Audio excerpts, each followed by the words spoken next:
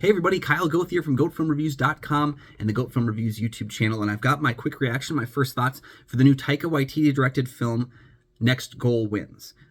This film stars Michael Fassbender. I've heard about this film for a number of years, so I don't really know. I knew it was coming, but I was patiently awaiting it, and having seen the trailers drop, I was finally like, okay, this is the year we're getting Next Goal Wins.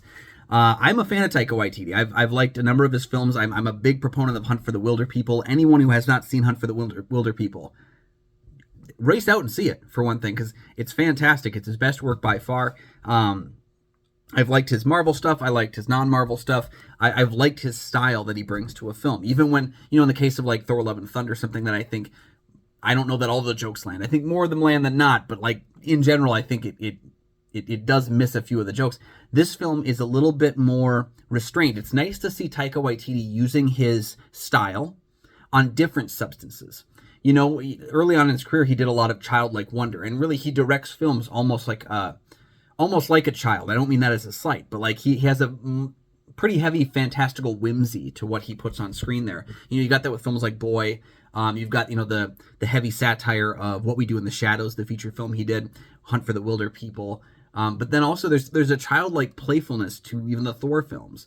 Jojo Rabbit is all about a child living in Nazi Germany, and so he's always kind of accessed it in this way. This film doesn't feature it exactly that way, but his style of childlike whimsy is now placed on a sports film.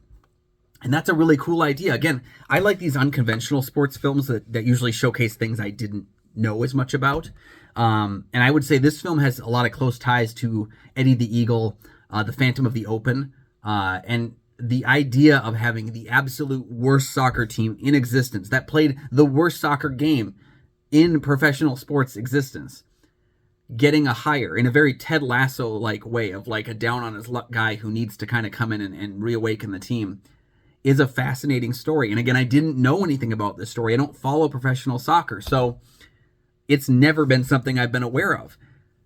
But the thing about it is that Taika plays it with such a fantasy element to it, where I know that the exchanges that happen in this film probably aren't close to what actually happened, but this is his way of conveying the information in a positive and silly kind of way.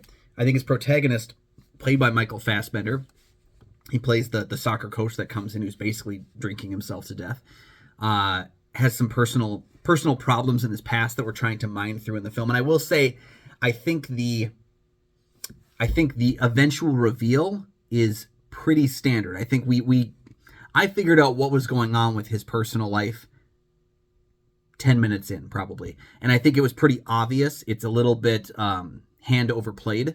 That doesn't mean that it's not done well, but that it's kind of obvious where they're going with that. We've seen it done like that in other variations, but I do think Michael Fassbender's performance is unique in that I never thought about the fact that I was watching Fassbender. I always thought I was watching his character. And so I really do think he absorbs himself into the role. I think he is funny when he needs to be funny. He's also a jackass when he needs to be a jackass. There's a number of scenes in the film where he's pretty damn offensive. And again, it's 2011 him, so we've got certain elements of our society that have, I would hope to say, improved in the last 10 to 12 years. But he is an asshole at times. And I think that's fair because assholes should become less assholish. And I think that's what his arc is in the film, is that he's learning to appreciate the people around him and appreciate himself more as well. I wish we got a little bit more time with the individual players on the team. There's a few in particular. The character of Jaya in the film gets a lot of screen time, and I think she's really great in the film. I think the performance is great. I think the character is well written.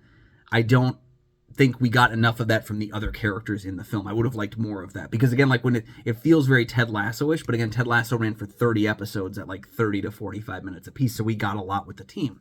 This film has to do a lot with an hour and 40. So I would have liked a little bit more of that, but I also really appreciated that Taika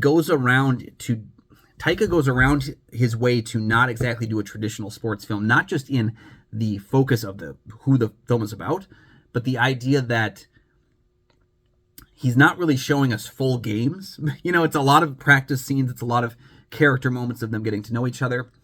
And then there's one big match at the end of the film. It's not like they're like constantly working their way through like loss after loss or win after win.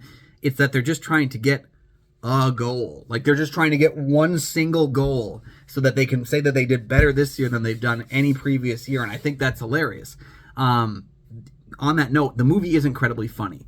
I'm struggling to think of other films that came out this year that I think are funnier, and I really struggle with what that is. I mean, I really liked Barbie's humor, but I don't know that there's another film this year that I would, put as a comedy in the same way that this film is. And I really enjoyed the comedy that was at play there. Again, not all the jokes land, but he's throwing so many of them at the screen. The ones that don't land aren't that big of a deal because there's another funny moment coming through the gates, the cadence of characters' voices, what they have to say. And I think, again, that's why it's almost like Michael Fassbender in a sea of Taika Waititis, because he's the only guy who's really kind of playing the straight man, like coming in, and he's not really trying to be goofy or silly. In fact, he's dealing with anger management. So it's like he's a character very unlike a lot of other Waititi films or characters, but he's surrounded by a bunch of Taikas who are kind of just kind of more whimsical, more zany, more fun. And I think that makes his journey more focused then.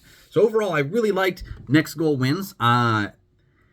It's definitely one of the most fun times I had at the movies, and I'm so excited for you to get a chance to see it soon. Let me know down in the comments once you've seen the film, what you thought about it, and give me your favorite Taika Waititi directed film as well down in the comment section below. I'd love to hear more about that.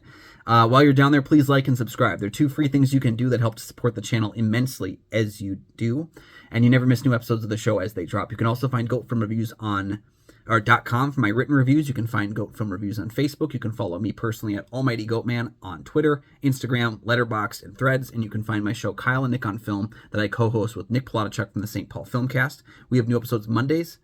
We have new episodes every single week. So go ahead and check out all those links down in the description, and we'll see you next time. Bye-bye.